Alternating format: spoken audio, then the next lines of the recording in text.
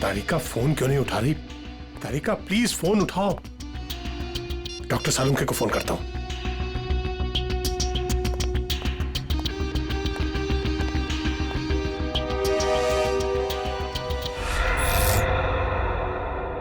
Light को क्या हुआ?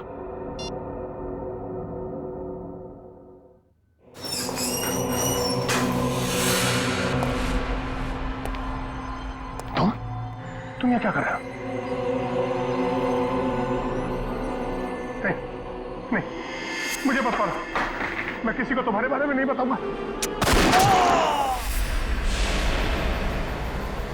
4 घंटे हो गए, तारिका का कुछ पता नहीं चल रहा है।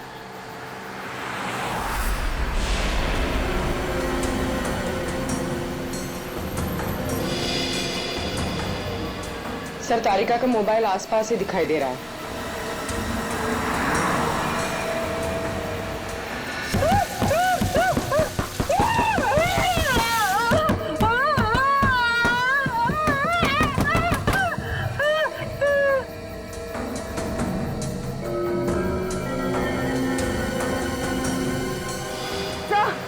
एक मिनट तो डॉक्टर तारिका की गाड़ी पीछे।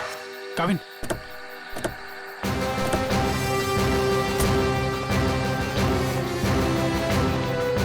तारिका, तारिका,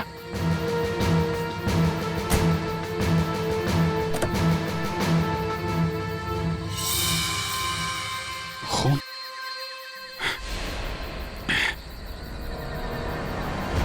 कुछ हुआ है? तारिका को खून है यहाँ पे। डॉक्टर जगन, डॉक्टर जगन, अरे कुछ देर पहले फोन किया था, अब अंधेरा गया कहाँ ये? देखो जरा, लाइट लगा।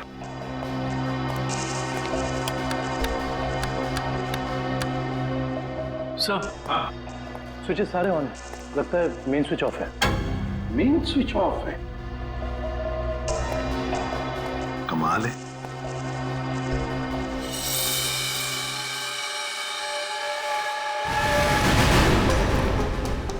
डॉक्टर जगन,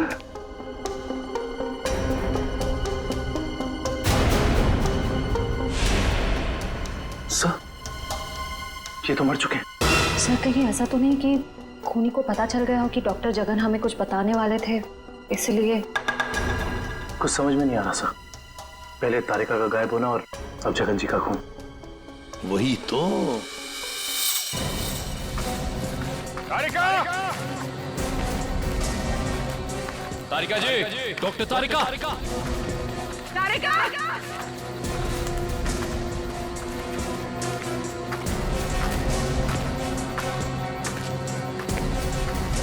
तारिका!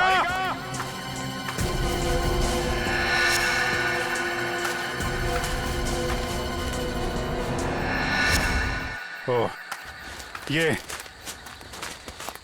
तारिका का ईयररिंग। ईयररिंग यहाँ पर? यहीं होगी। फोन लगा, फोन लगा।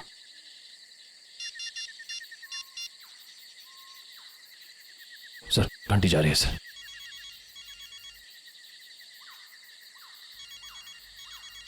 सर, उस तरफ।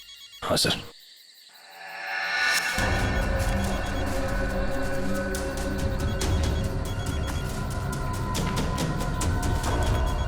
सर, घंटी की आवाज काफी धीमी आ रही है।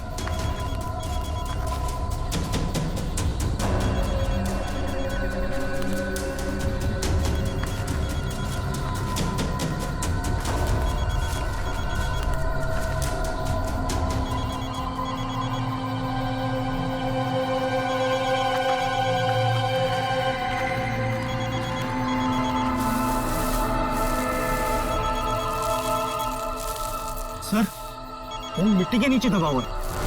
वो नहीं डॉक्टर, तारिका नीचे है, जल्दी खोदो इसको।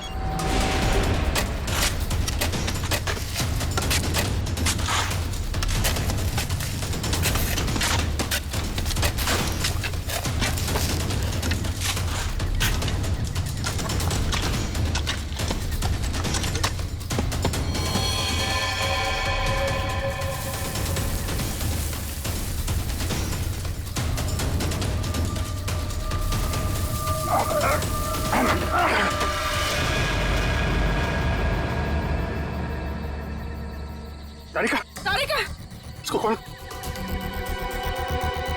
तारिका, माय गॉड।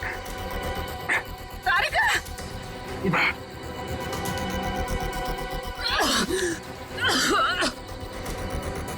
तारिका तुम ठीक हो? हाँ? हाँ? कैसे हुआ ये है? किसने किया? कौन थे वो लोग? रिपोर्ट्स थे, लैब जा रही थी। एक आदमी आया, जबरदस्ती मुझे क्लोरोफॉर्म सुंघाया।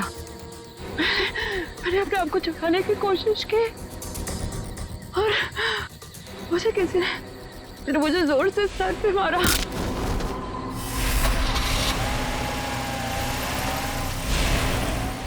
ये सब उन लोगों ने उस केस की रिपोर्ट्स के लिए किया है। इस केस ने हमें 3 दिन से उलझा रखा है। समंदर के अंदर बहता हुआ वो लकड़ी का टुकड़ा और उसके साथ वो आदमी की खोपड़ी। लगता है कोई बड़ी मछली फंसी है जाल में। खींच खींच, अरे ये तो कोई लकड़ी का टुकड़ा फंसा हुआ है जाल में।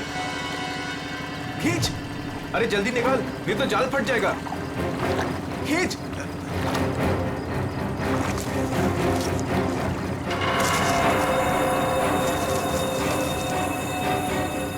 ये क्या? अरे ये तो इंसान की खोपड़ी है।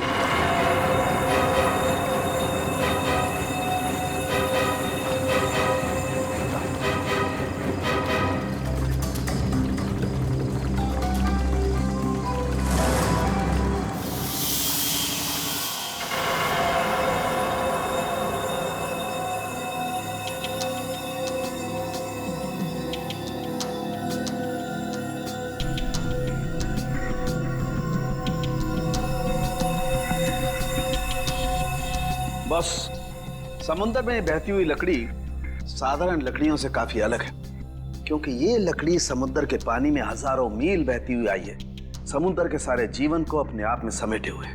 तो फिर साळुंखे, इस लकड़ी से हमें पता चल सकता है ना कि ये किस किस तरह के पानी में से बहकर आई और पानी की क्या खूबियां हैं। हाँ बॉस, इसीलिए मैंने प्रसिद्ध समुद्र विशेषज्ञ मरीन एक्सपर्ट डॉक्टर जगन को यहाँ पर बुलाया। वो इस खोपड़ी और इस लकड़ी की जांच करके हमें बताएंगे कि इस खोपड़ी और लकड़ी पर समुद्र के पानी का क्या क्या और कितना कितना असर हुआ है। तो यहाँ सर पे पीछे गोली मारी गई है इस आदमी को।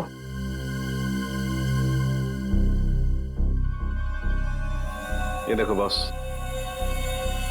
इस सुराग को देख करके लगता है काफी नजदीक से गोली मारी गई है। साळुंखे, क्या तू बता सकता है ये खोपड़ी कितने समय तक समुद्र में थी?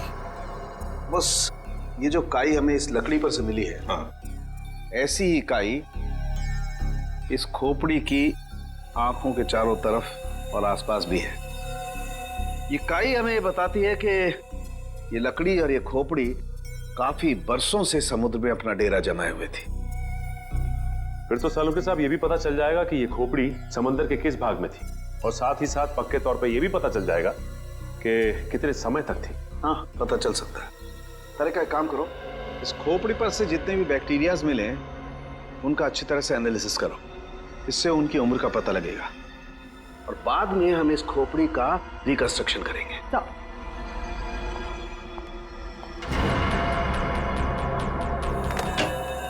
सॉरी डॉक्टर साळुंखे, थोड़ा लेट हो गया। अरे यार, एनीवे कोई बात नहीं। बस ये है वो समुद्र से बहती हुई लकड़ी जिसके बारे में मैंने आपको बताया था। Please check it.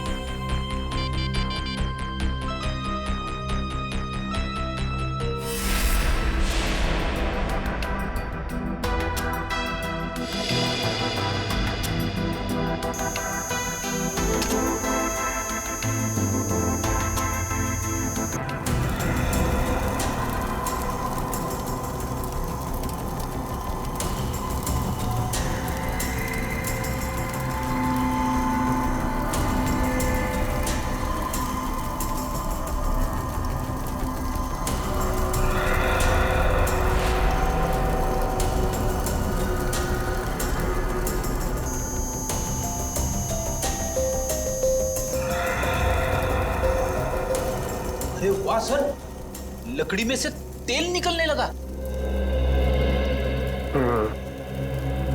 इसका मतलब ये है कि ये लकड़ी समुद्र के उस हिस्से में थी जहां बहुत सारा तेल बिखरा हुआ था, और उसी में से कुछ तेल इस लकड़ी ने सोख लिया। सर पानी में इतना तेल के लकड़ी ने सोख लिया, कैसे? कई बार ऐसा होता है ना कि कोई तेल से भरा हुआ जहाज अगर समुद्र में डूब जाए तो उस जगह समुद्र में तेल ही तेल हो जाएगा। शायद वैसा ही हुआ होगा। अब मैं ये लकड़ी जलाता हूँ। वो क्यों?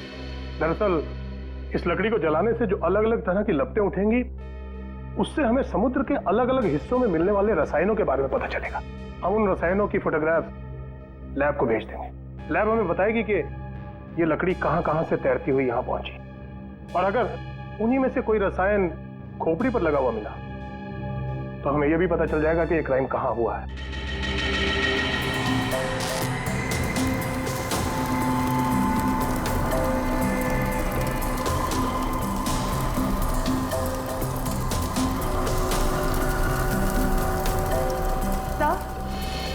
सर, इस खोपड़ी में मिले समुद्री बैक्टीरिया और एल्गी की उम्र लगभग 7-8 साल है।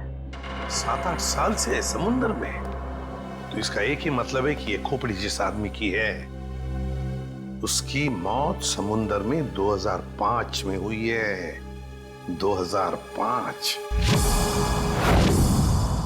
उन रिपोर्ट से हमें पता चल सकता था वो खोपड़ी कहाँ थी, कहाँ से बह के आई थी। कोई तो है लेकिन जो ये नहीं चाहता कि सीआईडी इस केस की तह तक पहुंचे।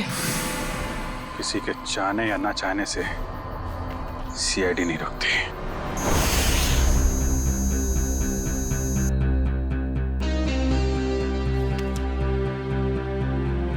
क्या पता चला सर इस रिपोर्ट में, जिसके लिए आपको ड्रग्स, डॉक्टर तारिका को जान से मारने की कोशिश और डॉक्टर जगन का खून हुआ? दया रिपोर्ट के मुताबिक वो खोपड़ी 35 से 40 साल के आदमी की है, और वो जो लकड़ी की लपटों के अलग अलग फोटोग्राफ्स हमने लैब में भेजे थे, उन लपटों का केमिकल कंपोजिशन अरब महासागर के पानी से मिलता है, लेकिन उन लपटों का केमिकल कंपोजिशन सबसे ज्यादा शाओलिन समुद्र तल के पानी से मिलता है। इसका मतलब है शाओलिन समुद्र तल से ऊपर उठकर ये खोपड़ी बहती हुई लकड़ी से उलझकर अरब सागर में पहुंची। बिल्कुल। सालुंखे ने कहा कि उस खोपड़ी के अंदर वाले हिस्से में उसे कुछ बैक्टीरिया मिली, किण्वन क्रिया करने वाली बैक्टीरिया, फर्मेंटेशन करने वाली बैक्टीरिया। और फिर मरीन एक्सपर्ट डॉक्टर जगन के रिपोर्ट में यह भी बताया है उसकी खोपड़ी के ऊपर से कुछ फेरस ऑक्साइड के अंश मिले। फेरस ऑक्साइड, लोहे की जंग। लेकिन सर, समुद्र के नीचे एक खोपड़ी पे लोहे की जंग कैसे आ सकती है सर? वही तो। ये खोपड़ी 8-9 सालों से पानी के अंदर थी और बहती हुई एक लकड़ी से जाकर फंस गई, जिसपे से हमें तेल के भी कुछ अंश मिले। हो सकता है ये खोपड़ी किसी डूबे हुए जहाज के मलबे के नीचे दब गई हो।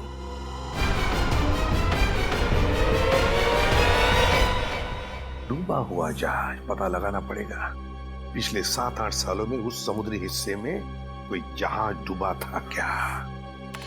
सर, ये है 1955 में सॉली बैकवाटर्स ऑफ अरेबियन सी में डूबी हुई शिप, जिसका नाम था मून बोट 15Y। ये शिप मुंबई में होने वाली एक विशाल प्रदर्शनी के लिए कुछ कीमती धरोहर, स्मारक, कुछ पुरानी पंडुलिपियां, स्क्रोल्स लेकर आ रही थी, और कुछ तकनीकी गड़बड़ी की वजह से डूब गई। जून 2005, करीबन 50 साल बाद हमारे सेंटर ने इस शिप की जांच का प्रोग्राम बनाया। फिर क्या हुआ? जांच सफल हुई? नहीं सर, क्योंकि उस जांच दल के चारों लोगों में से मेरे अलावा कोई वापस लौटा ही नहीं। क्या? नहीं लौटा मतलब ये कि तीनों गोताखोर आर्कियोलॉजिस्ट, मेहुल, अंतरा और रणवीर सर, उनमें से कोई भी पानी से बाहर ही नहीं आया। तो फिर उनका क्या हुआ? हमने उनको तलाशने की बहुत कोशिश की, पर तीनों का कुछ पता नहीं चला। सिर्फ मैं ही वापस आ पाई, शायद इसलिए क्योंकि मैं उनके साथ पानी में गई ही नहीं थी। तो उस वक्त आप कहाँ थी? मैं पानी के ऊपर बोट पे ही थी। एक मिनट, वैसे आप कौन है? सब, मैं डॉक्टर शिखा, मैं उस टीम की सबसे जूनियर मेंबर थी। काफी देर तक जब उनमें से कोई बाहर नहीं आया तो मैंने सेंटर इन्फॉर्म किया। यहाँ से एक रिसर्च टीम वहां पहुंची और शिप का जो भी सामान था उन्होंने निकाल लिया। काफी दिनों तक उन सबकी खोज भी की पर उन सबका कुछ पता ही नहीं चला। ठीक है डॉक्टर नैना, इस जहाज पर का जो भी सामान आपके पास है, जो भी सामान, वो सब हम हमारे ब्यूरो ले जाना चाहते हैं जांच करने के लिए। जी सर, 1 सेकेंड। हेलो जोजो, ऑफिस में आओ जल्दी। जोजो कौन? सर इन्वेंट्री का इंचार्ज है। जो भी सामान हमारे पास आता है उसका रिकॉर्ड्स वो ही रखता है।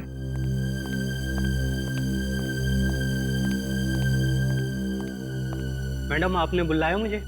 हाँ, ये लोग सीआईडी से हैं और इन्हें मून बोट 15Y से मिला हुआ जो भी सामान है वो इन्हें चाहिए।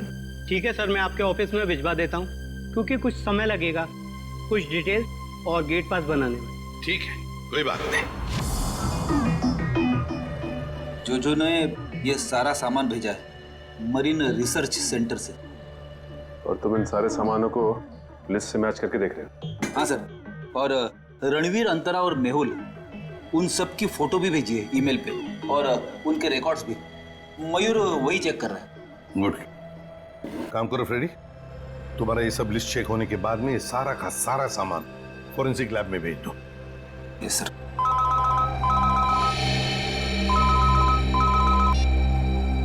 हाँ डॉक्टर तारिका, ओके ग्रेट, थैंक्स सर। उस खोपड़ी का रिकंस्ट्रक्शन हो गया है। डॉक्टर तारिका ने मेल भेजा फेस इंप्रेशन का। गुड। मयूर सर, देखो जरा वो चेहरा चेक करो। सर ये रही उस आदमी की शक्ल। मयूर, रणवीर, मेहुल और अंतरा, इन तीनों के चेहरे दिखाओ। सर ये रहे सर। सर खोपड़ी से जो चेहरा बनाया गया है वो मरीन से गायब हुए किसी भी आदमी से मैच नहीं करा। हाँ, सचिन मिल तो नहीं रहा है, फिर भी एक खोपड़ी पर जो चेहरा बना है ना, उसे मयूर हमारे रिकॉर्ड्स के साथ मैच करके देखो।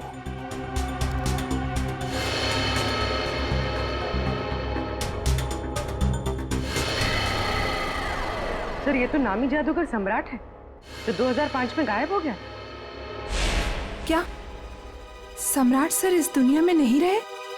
और हम ये जानते हैं कि आपके सम्राट सर की मौत 2005 में हो गई थी। 2005 जून से तो गायब हो गए थे वो।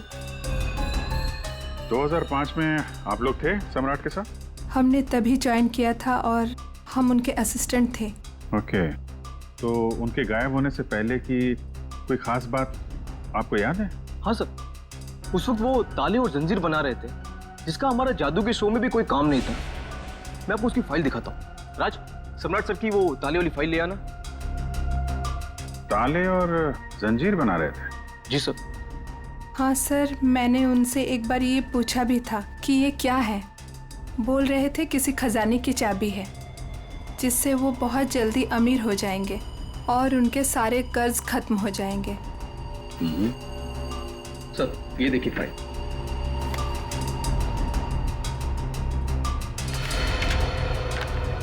सर ये ताले जैसे दिखते नहीं हैं, लेकिन ये ताले ही हैं। सर 4 जून को वो अपने बनाए हुए ताले और जंजीर लेकर चले गए और हमसे कहा कि आज दौलत दरवाजे पर आ जाएगी। लेकिन सर उस दिन के बाद वो कभी वापस ही नहीं लौटे। तुम लोगों ने पता करने की कोशिश नहीं की?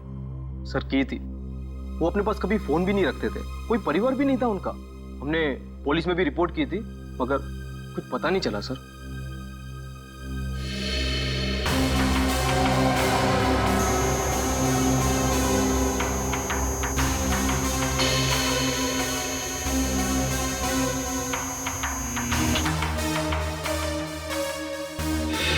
ठीक है, नेक्स्ट।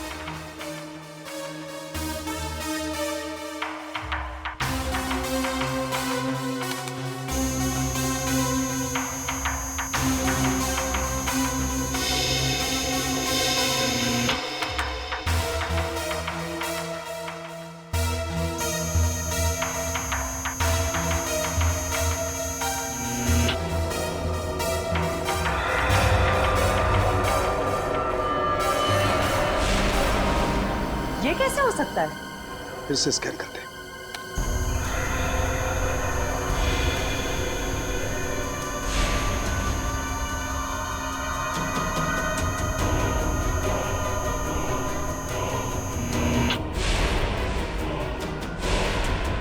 माय गॉड, ये क्या चक्कर है? हाँ डॉक्टर साहब, क्या हुआ? आपने अर्जेंटली बुलाया? दया, जहाज में से मिले हुए सभी आर्टिफैक्ट्स, ये सारे धरोहर का कार्बन डेटिंग कर लिया है। ये सभी की सभी चीजें 16वीं शताब्दी की हैं, सिर्फ एक चीज को छोड़कर। ये क्या बात कर रहे हैं? मून बोट में मिली तमाम चीजों में एक चीज 16वीं शताब्दी की नहीं है? नहीं सर, इसका मतलब वो चीज मून बोट की हो ही नहीं सकती? बिल्कुल नहीं हो सकती, और वो कोई धरोहर भी नहीं है। वो है एक छोटा सा हथियार, ये चाकू, जो 2002-2003 में बना है।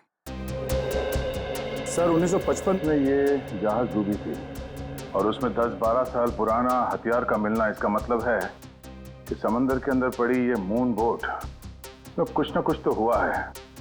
जब अंतरा, रणवीर और मेहुल गायब हुए थे 2005 में। और सर सम्राट का भी वहां होना कोई इत्तेफाक तो नहीं हो सकता। सर इसका मतलब सम्राट का कोई ना कोई संबंध तो जरूर है उस घटना से जिसमें रणवीर, मेहुल और अंतरा की जान गई उस पानी के अंदर। समंदर के गहराई में वहां जाना पड़ेगा जहां पे इस मून बोट का मलबा पड़ा है।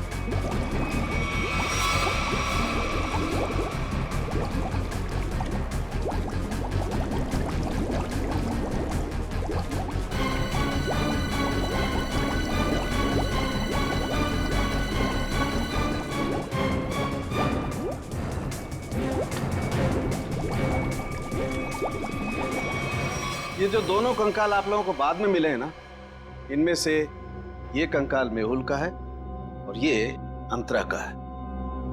और ये खोपड़ी जो सबसे पहले मिली थी, ये कंकाल सम्राट का है। तो फिर रणवीर कहाँ गायब हो गया? अगर मेहुल, अंतरा और रणवीर पानी से वापस नहीं आए तो रणवीर कहाँ गया? उसकी तो लाश भी नहीं मिली हमें। सर कहीं ये सारा चक्कर रणवीर का तो नहीं हो सकता है काबिल। सर फिर सम्राट का क्या लेना देना इन तीनों से? यही तो पता लगाना है पूर्वी कि किसके कहने पे सम्राट वहां गया था, क्योंकि उसका बनाया हुआ लॉक मून बोर्ड की कंपार्टमेंट में लगा हुआ था, जो 2005 में बना था, और उसके बाद से वो गायब था। सर फिर तो शिखा से दोबारा पूछताछ करनी पड़ेगी। वो अकेली वापस लौट कर आई थी, वो भी जिंदा। सबसे पहले हमें मून बोट प्रोजेक्ट की वीडियो चाहिए, वो भी मरीन सेंटर को जानकारी दिए बिना, वरना उस वीडियोस के साथ छेड़छाड़ हो सकती है। और ये टेप आज रात ही चाहिए।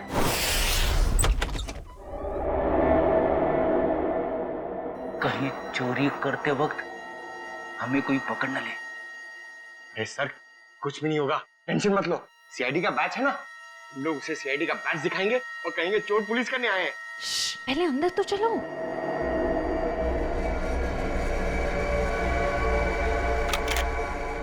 सर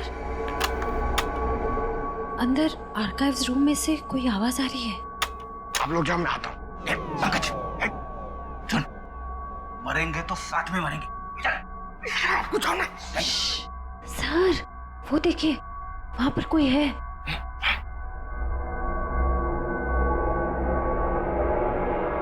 लाइट ऑफ, बंद कर टॉर्च।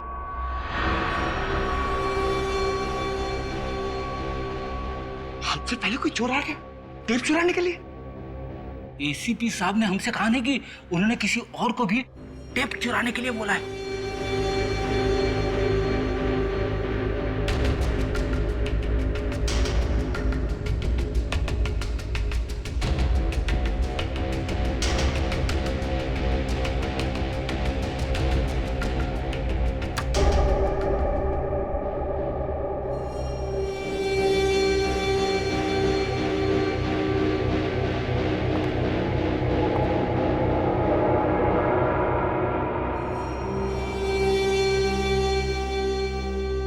हाथ ऊपर।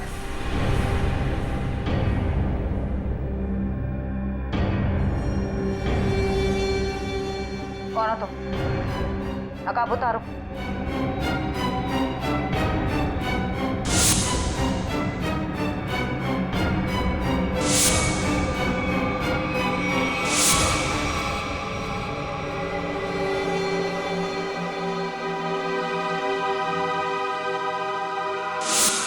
मैं डॉक्टर शिखा, मैं उस टीम की सबसे जूनियर मेंबर थी। शिखा तुम सब कौन हो?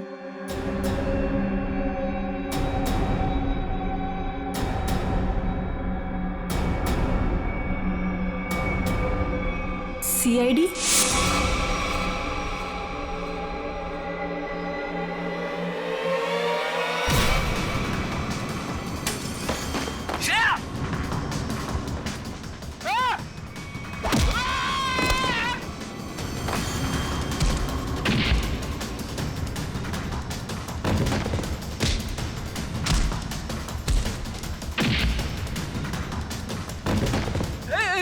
देखो मैं लड़कियों पे हाथ नहीं उठाता है?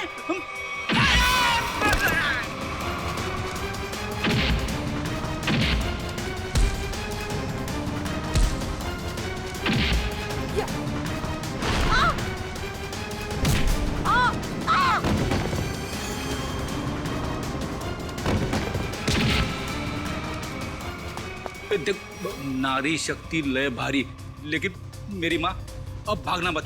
नहीं, हाँ, वो तो रुक जाओ। शिखा, शिखा तुम इतनी रात के तुम यहाँ क्या कर रही हो? सब मैंने कुछ नहीं किया है, मुझे जाने दीजिए। सर ये झूठ बोल रही है, इसने कोई टेप्स चुराए हैं। टेप्स? कैसे टिप्स चुराए तुमने? सब मैं बेगुनाह हूँ। मैं बस ये नहीं चाहती थी कि वो मून बोट के टेप्स किसी और के हाथ लगे। क्या है उन टेप्स में? क्या है बताओ जल्दी। सर वो उस टेप में, सर मैं अपना काम कर रही थी, तभी मैंने देखा कि एक बोट सामने से आई और उसमें कुछ लोग थे।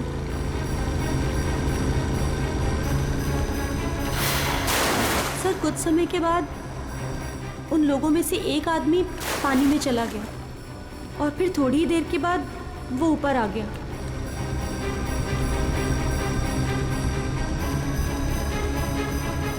और सर जैसे ही वो ऊपर आया, एक आदमी ने उस पर गोली चलाई और वो मर गया।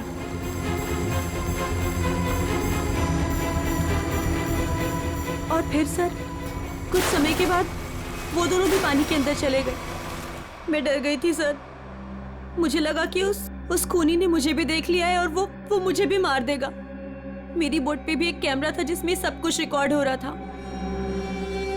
उसी रिकॉर्डिंग के टेप्स लेने आई थी सर। सर इसका मतलब इसने सम्राट का खून होते देखा था, क्योंकि उसी के सर में गोली लगी थी। तुम ये टेप्स पहले भी तो चुरा सकती थी ना, फिर आज ही चोरी करने का क्यों सोचा तुमने? उस वक्त सभी को ये लगा कि ये एक हादसा है, ऐसे में वो टेप कौन देखता। मुझे क्या पता था कि इतने सालों बाद सीआईडी उस दबे हुए केस की फिर से छानबीन करेगी। बहुत बड़ी गलती की तुमने शिखा, जुर्म को छुपाने की। जुर्म छुपाना भी एक अपराध होता है, समझी? अब तो तुम्हें जेल में बैठना पड़ेगा जब तक कानून तुम्हारा फैसला नहीं करता।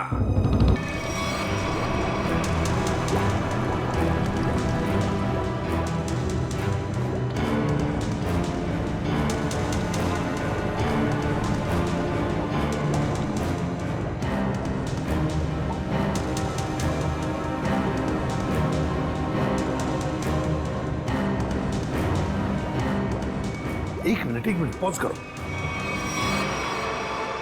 सचिन, जो सामान हमारे पास मरीन सेंटर ने भेजा था उस डूबे हुए जहाज पर जो था वो, उसमें ये मेटल बॉक्स नहीं था, ये संदूक। हाँ सर, ना तो ये बॉक्स लिफ्ट में था और ना ही मरीन रिसर्च सेंटर से आया है। फिर कहीं ऐसा तो नहीं कि ये मरीन सेंटर वाले ये बॉक्स छिपा रहे हैं हमसे? ये भी तो हो सकता है सचिन कि ये बॉक्स मरीन रिसर्च सेंटर तक पहुंचा ही नहीं। सब फिर ये बॉक्स गया कहाँ और इसके अंदर था क्या? हो सकता है पूर्वी कि कीमती सामान हो इसमें, और ये सारा सामान 1955 में महाराष्ट्र के एक म्यूजियम में आने वाला था। म्यूजियम में? तो कहीं ये खून इस संदूक की वजह से तो नहीं हुए? पता लगाना पड़ेगा म्यूजियम से क्या था इस संदूक में। मुझे 1955 के कार्गो शिप्स की फाइल्स चाहिए।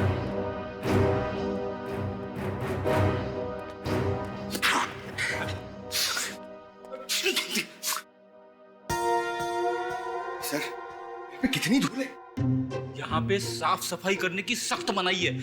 चीख फैलाओ अभियान की पूरी तैयारी कर रखी है यहाँ पे।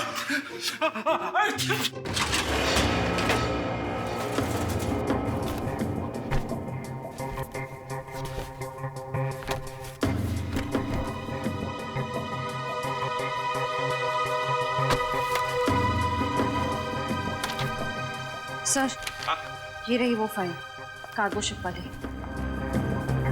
ये देखिए।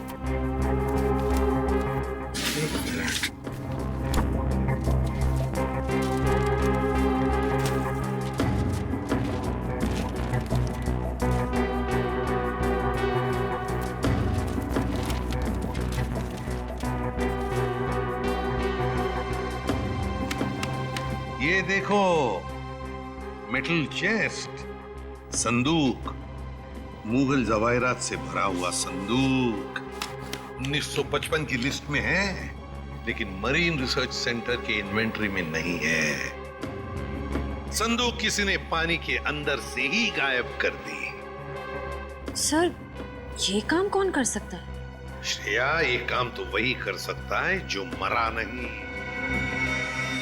सर, पानी में तो सम्राट, अंतरा, मेहुल और रणवीर गए थे। और सर इनमें से 3 के कंकाल तो मिल चुके हैं। सर हो सकता है कि रणवीर भी मर गया हो और उसकी लाश मछलियों ने खा ली हो, या फिर पानी की बहाव से उसकी लाश कहीं दूर बह गई हो। पंकज मान लिया कि ऐसा ही हुआ होगा, मगर संदूक का क्या? क्या वो जवाहिरात से भरा हुआ संदूक गायब हो गई? जरा सोचो, सम्राट, मेहुल, अंतरा, ये तीनों के तीनों उस जहाज में कैद थे। उनके कंकाल तो हमें मिल गए, मगर रणवीर का कुछ भी नहीं मिला। इतना सा निशान तक नहीं मिला रणवीर का। इसका मतलब है कुछ न कुछ तो करके रणवीर वहां से गायब हो गया उस संदूक के साथ। सब किया हुआ रणवीर का ही है। पर सर, अब तक तो सब ये समझते थे कि रणवीर मर चुका है। अगर वो जिंदा है भी तो हम उस तक पहुंचेंगे कैसे? और एक बात ये भी है सर कि रणवीर ने उस सोने को वैसे ही बेचने की गलती नहीं की होगी, वरना अब तक पकड़ा जाता। बिल्कुल, तो बस पता लगाना पड़ेगा 2005 के दरमियान ऐसे कितने जौहरी थे जो जवाहिरात, सोना चांदी गलाने का धंधा करते थे। ये रणवीर जरूर उन्हीं में से किसी एक के पास गया होगा। तो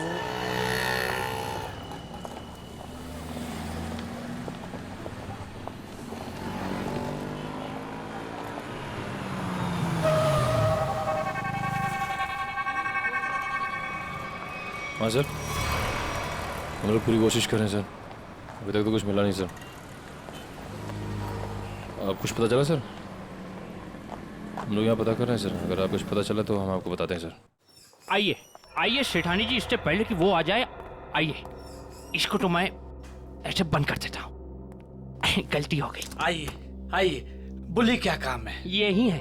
बहुत खतरनाक जगह है ये, उतरते ही पीछे लग गया एक। नहीं समझे, मैं समझाता हूँ। बहुत मुश्किल से आए आपकी दुकान, पीछे एक चोर बुर्बक टाइप आदमी लग गया था, नीचे खड़ा। आइए दिखाता हूँ उस तरफ, आइए इधर आइए। वो देखिए फोन पे बात कर रहा है, लगता है अपने साथियों को बुला रहा है यहाँ पर। बाप रे! आप रुकिए, मैं अभी पुलिस को फोन करता हूँ। हाँ, पुलिस? नहीं नहीं नहीं। अरे सेठ जी सेठ जी सेठ जी, अरे आप तो कच्चे खिलाड़ी निकले। अरे पुलिस को फोन नहीं करना, लोग बैठे। हमारा जो माल है ना, ये वाला अलग किस्म का है। अलग किस्म का? बताऊंगा नहीं, दिखाऊंगा। आइए सेठानी जी, कम।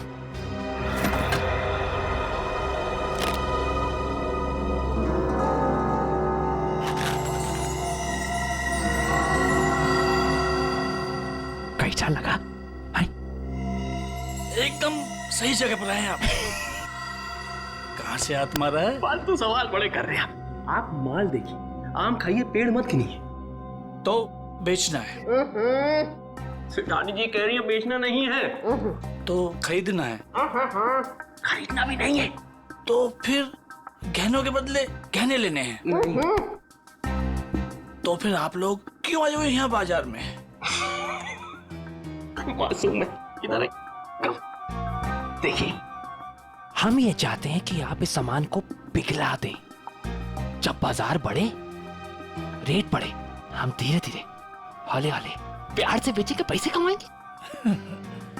आपका काम हो जाएगा। लेकिन आपके काम के डबल रेट लगेंगे। अरे सेठ जी, डबल रेट क्यों? कोई बात नहीं, ये काम पहले किया ना। अरे कैसी बात करते हो? बहुत बार किया, और ये जो आप लेकर आए हैं, ये तो चिल्लर है। 2005 में तो हमने मुगल काल के बने हुए अरबों रुपए के गहने और कीमती धरोहर को गलाया था, और किसी को कानों कान खबर तक नहीं होने दी थी। पूरे 4 दिन तक चलता रहा था ये काम। आइए मेरे साथ, आइए।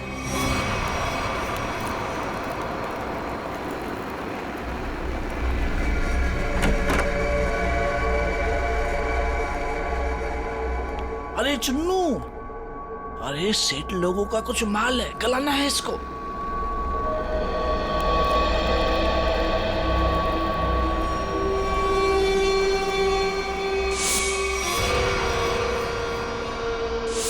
कितना माल है साहब?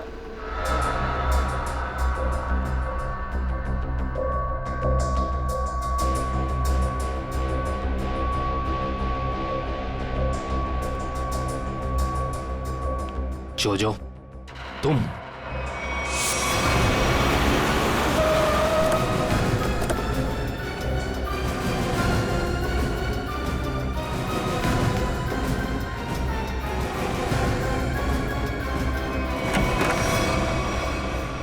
अरे आप कहीं जा रही हैं क्या? हम लोग तो चाय नाश्ते से लेकर डिनर तक का प्रोग्राम बना के आए थे। क्या बात है, आप वैसे क्यों देख रही? लगता आपने हम सीआईडी वालों को पहचाना नहीं, नैना जी। माफ करिए, आपके दोस्त जोजो हमारे साथ नहीं आए, लेकिन उन्होंने आपके यहाँ का पता दिया हमें। जोजो ने? पर क्यों? क्योंकि समंदर से निकली कीमती चीजें मरीन सेंटर से गायब करके बाजार में बेचता है वो, आपके साथ मिलके। मेरे साथ? क्या मजाक कर रहे हैं आप लोग? देखिए मैडम, आपका सारा कच्चा चिट्ठा हमारे पास है। बेहतर यही होगा कि आप खुद ही बता दीजिए। मैंने ही समंदर से मिले मुगल जवाहरात लिए थे। और कौन कौन मिला है तुम्हारे साथ इस काम में? कोई नहीं था सर। झूठ मत बोलो, 2005 में तुम मरीन सेंटर में थी ही नहीं, तो फिर मुगल जवाहरात तुम्हारे पास कैसे आए? मैंने कुछ लोगों को सेट किया था। उस टाइम मैं जूनियर विंग में थी। क्या बात है, आप समंदर में गई नहीं, सम्राट का खून आपने किया नहीं, तो फिर कौन है ये जो आपकी मदद कर रहा है? सर मेरे साथ थे कुछ लोग। साथियों के नाम तो होंगे ना?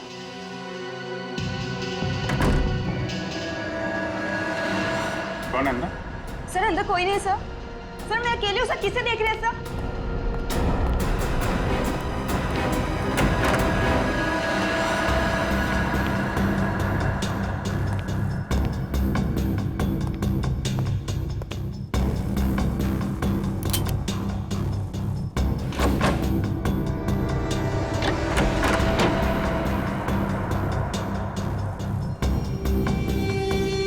कौन है?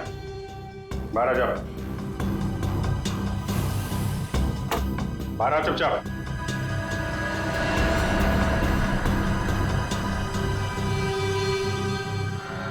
ओ, रणवीर। रणवीर? कौन रणवीर? 3-3 फोन करके इतने सालों से छुपा हुआ। सर मैं तो नैना का पति सिद्धांत हूँ। नाम बदल सकते हो लेकिन चेहरा नहीं। हाँ सर, मैं ही रणवीर हूँ। 2005 में मैं और मेरी टीम समंदर पे उस जगह गई थी।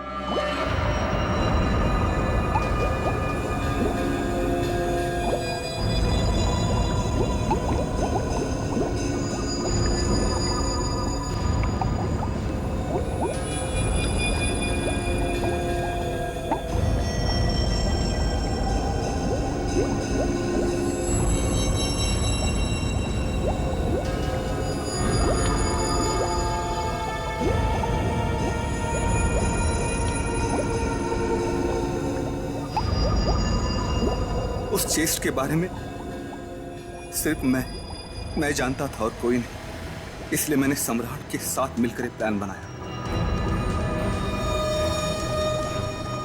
सम्राट ने मेहुल और अंतरा को मार दिया और उनकी लाश बोट में छुपा दी। उसके बाद सम्राट को मेरे 2 आदमियों ने गोली मार दी और सर मैं चेस्ट लेकर पानी के रास्ते बाहर आ गया। सच्चाई को सामने आने में देर लग सकती है, लेकिन सच्चाई कभी छुपती नहीं। सम्राट को उसके किए की सजा तुमने दे दी, लेकिन तुम्हें सजा दिलाने के लिए सम्राट की खोपड़ी खुद पानी के बाहर आई। तुम दोनों को तुम्हारे किए की सजा कानून जरूर देगा, शायद फांसी होगी।